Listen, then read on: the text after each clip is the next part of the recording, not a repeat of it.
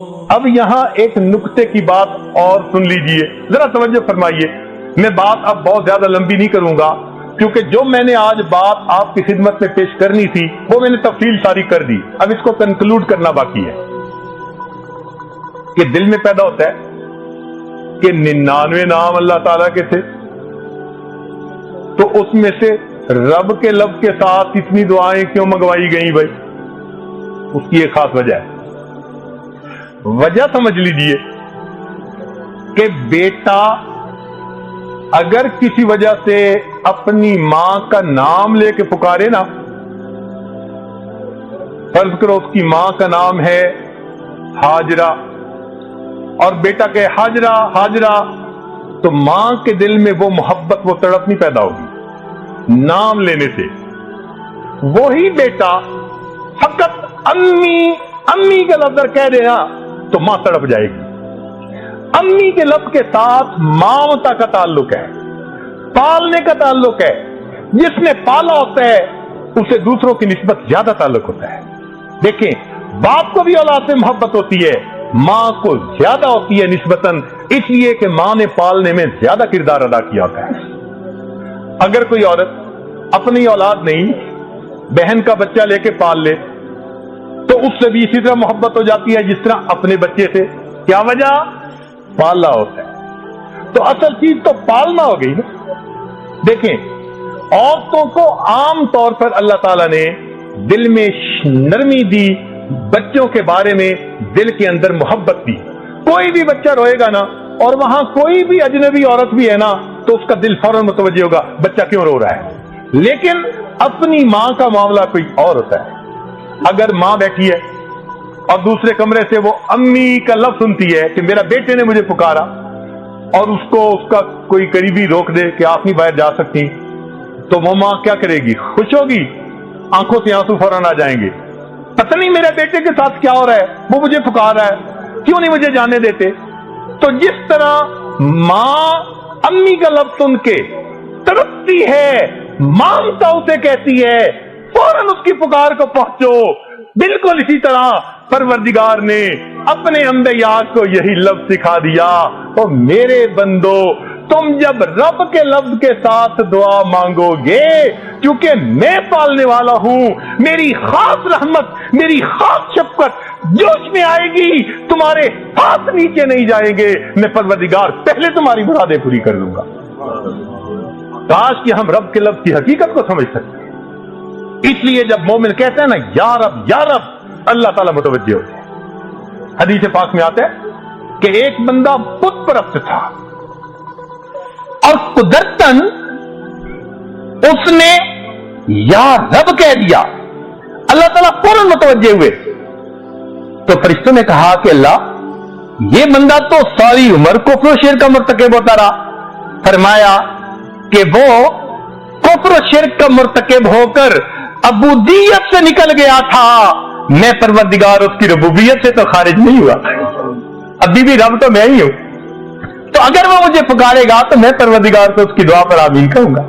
ایک واقعہ کتابوں میں لکھا ہے، ایک آدمی بت پرست تھا، ایک رات یا سنم یا سنم یا سنم پکارتا رہا۔ کوئی دکھی ہوگا، کوئی پریشان ہوگا، نیند آ گئی، اونگنے کی وجہ سے زبان سے یا سنم کی بجائے یا سمد کا لفظ نکل آیا، یا سمد۔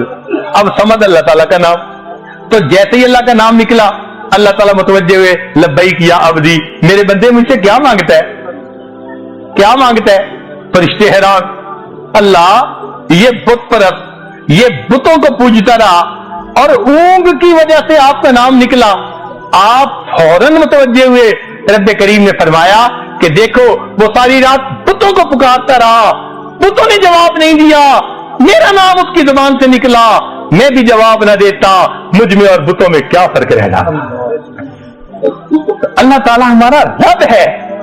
ہم یہ یقین دل میں اتار لیں کہ ہم جب اللہ تعالیٰ کو پکاریں گے وہ پروردگار ضرور ہماری پکار کو سنے گا۔ کوئی ماں ہے دنیا میں ایسی کہ بچہ پکارے اور وہ جواب نہ دے، سنتی ہو؟ ممکن نہیں۔ ماں کے دل میں یہ مامتا کی نعمت، یہ کیا ہے؟ اللہ تعالیٰ نے اپنی رحمت کی ایک پریکٹیکل نشانی دنیا میں دکھا دی. اور لوگوں، اللہ کی رحمت کو تم نہیں سمجھ سکتے، وہ تمہاری سمجھ سے بلند و بالا ہے. لیکن جہاں تم سمجھ سکتے ہو، ہم تمہارے درمیان یہ ماں کا ایک رشتہ بنا دیتے ہیں. دیکھو، اگر تم ماں کے ساتھ کسی وقت جو ہے وہ برائی کا بھی معاملہ کر لو گے، وہ تمہارے بدسلوکی کو تمہاری نادانی سمجھ کر معاف کر دے گی. وہ تمہاری ماں ہے، تم ناراض کر لو گے، پھر اگر اس کی طرف آؤ گے تو ماں تمہیں فوراً سینے سے لگا لے گی. یہ ماں کی ممتا تمہارے لیے نمونہ ہے. اگر یہ مخلوق ہو کر اتنی معاف کرنے والی، اتنی محبت کرنے والی، اتنی جان دینے والی، اتنا بچے کی ضرورتوں کو پورا کرنے والی، اپنی ضرورتوں پر بچے کو مقدم کرنے والی ذات ہے، تو جو اصل رحمتوں کا صفت رکھنے والا رحیم و کریم پروردگار ہے، میرے بندو، جب تم اسے پکارو گے وہ پروردگار تمہاری دعاؤں کو کیوں نہیں قبول فرمائے. اس لیے رب کے لفظ کے ساتھ دعائیں سکھائی گئی. اس لیے جب ہم رب کے ساتھ دعا مانگ رہے ہوتے ہیں نا، تو ہمیں احساس ہونا چاہیے ہم کس پروردگار کو پکار رہے ہیں، کس ذات کو پکار رہے ہیں. اس لیے بندہ جب اپنے رب سے غفلت میں آ گیا، غافل ہو گیا، دور چلا گیا. اب جیسے بچہ ماں سے روٹھ جائے تو ماں کیا کہتی ہے؟ تو بیٹے اپنی اماں سے نہیں روٹھا کرتے، بیٹے ماما سے نہیں روٹھا کرتے، بیٹا کیوں مجھ سے روٹھے ہو؟ کتنے پیار سے ماں سمجھا رہی ہوتی ہے. بالکل اسی طرح جو لوگ اللہ کے در کو چھوڑ کر غفلت سے کہیں اور چلے گئے، اللہ تعالیٰ فرماتے ہیں یا ایھا الانسان ما غرک بربک الکریم. دیکھا اے انسان، تجھے تیرے کریم رب سے کس چیز نے دھوکے میں ڈال دیا؟ بچے کو ماں کہتی ہے بچے بیٹے ماما سے نہیں روٹھا کرتے. اللہ تعالیٰ فرماتے ہیں او انسان، اپنے رب سے نہیں روٹھا کرتے، رب کے در کو چھوڑ کے ادھر ادھر نہیں جاتے. کیوں بھٹکتے پھرتے ہو؟ کیوں ٹھوکریں کھاتے پھرتے ہو؟ کیوں پریشانیوں کا شکار ہوئے پھرتے ہو؟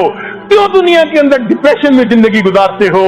ایک تمہارا رب ہے، تمہاری ہر ضرورت کا پورے کرنے والا. اگر تم پریشان ہو، کوئی ضرورت نہیں تمہیں گولیاں کھانے کی.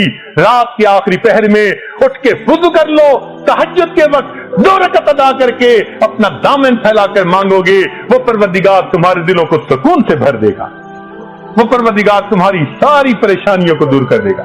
تو دیکھیے رب کے ایک لفظ میں کتنی وسعت ہے. اگر ہم اس ساری وسعت کو سامنے رکھ کر پھر اللہ کو رب کے لفظ سے پکاریں گے تو اللہ تعالیٰ کتنا جلدی مدد فرمائیں گے. الحمدللہ اللہ تعالیٰ ہمیں اس سبق کو یاد کرنے کی توفیق عطا فرمائے، اور اللہ تعالیٰ ہمیں دین و دنیا کی عزتیں عطا فرمائے.